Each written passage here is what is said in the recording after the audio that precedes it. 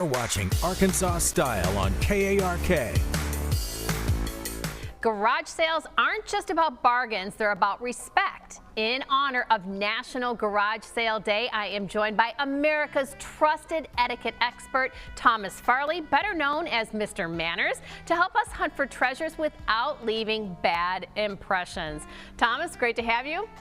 So good to be here, Nicole. Thank you for inviting me on, and I'm glad we're talking about this. It's not something that gets a lot of attention. We think about bargains when we think about garage sales, but we don't always think about the etiquette, but it is important. Yeah, first of all, who knew there was a National Garage Sale Day? I thought it was every Saturday. As it should be. But with that said, you know, we want to help people have a good experience, and so we're going to go through a few tips. Tip number one, you suggest to make small talk, casual small talk with the owners. What does this mean? That's right. So think about this. You are walking onto someone's property. You're a guest who has a right to be there as a visitor to the garage sale, but to simply come onto the driveway with your headphones in, or talking with perhaps a friend that you've gone garage sale hunting with, and not actually acknowledge the presence of the very owners of the home who are going to be selling you some of these items, it's simply impolite. So a friendly greeting, and hopefully this will be exchanged by both parties. It just shows you're a good person and you're arriving in the right frame of mind.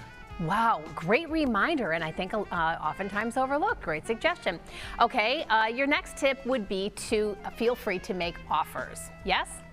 Yes. So part of the fun, of course, of selling a garage sale, these are items that the owner clearly is not looking to make a mint selling, although that would be nice. Typically not the way it goes, but simply they want to get rid of them. And if they can find a good home for them and they're giving them to you at a price that feels reasonable, most sellers will price items either truly to sell, where you couldn't possibly make a lower offer, or to allow a little bit of wiggle room. So as the seller, everybody feels good when they get a bargain, and if the seller even winds up, even with that bargain and that bartering that maybe goes back and forth, the seller winds up getting more than they anticipated getting, both parties feel really good about this. So feel free to make those offers, and hopefully they're accepted. Okay, love that. Okay, so here's a scenario. You know, let's say I put up, you know, maybe a pair of candlesticks, and you know, I have to part with them because I'm moving, I need to downsize, what have you, but they're pretty sentimental to me. It's tough to sell, but let's say somebody is interested in buying them. You're suggesting that the purchaser tell the seller what they're going to use them for. Is that fair? Yes, that is so. Think about this. Maybe you have been scouring garage sales throughout Arkansas looking for that perfect candlestick because maybe you broke one and you haven't been able to find the matching pair. They no longer make it. And you're at this garage sale and you find that match. What a wonderful thing for the seller to be able to hear that backstory, to simply kind of amble up, pay, and walk off without sharing that bit of information about the second life or the third life or the fourth life this object will now have. I think that's a real missed opportunity for human connection, and that's what garage sales really can be all about. It's not just about getting bargains. It's not just about cleaning out our garages and our homes. It's about meeting our neighbors, meeting strangers, and making fun connections like can happen when we share how we intend to use it. Oh, touches my heart for sure. Okay, Mr. Manners, upon our departure from the garage sale, what do we need to remind everybody to do? Yeah, we want to say thank you. So this is an acknowledgement, A, that you are grateful for the effort they put in, even if you didn't find anything that you purchased. But it's also letting them know that you are leaving the premises and that you aren't just simply wandering back to your car, or you're going to talk on your phone and then come back after you've consulted with your spouse about a purchase you want to make. As we know, if you've ever held a garage sale, there can be long stretches of downtime. And if they think you're still on property, they may not want to go into the house to get a drink or use the facilities. So thank you so much as you depart is a nice way of signaling that no transaction, or at least no further transactions, will be happening, and they have your permission to do whatever they need to do to recharge for the next customer. Okay, no Irish goodbyes. Let's move on to the don'ts, because you have some really key suggestions as far as things not to do at a garage sale, and we'll start at the top, showing up early.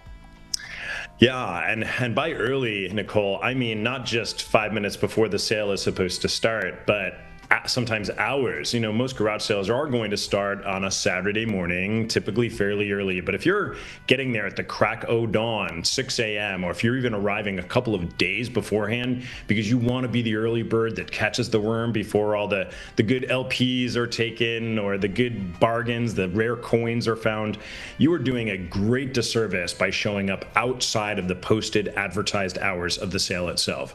So be right on time, be there on the button of whatever the start time is, but don't get there early because they may simply not be ready, and frankly, they may still be asleep. All right, how about a little role playing here? You are role playing as if you're set at a garage sale, and here I come and I say, oh, who would ever want a blue chest of drawers? Oh. Right. What kind of tacky taste do they have that they would have ever bought this? My gosh, I wouldn't buy this.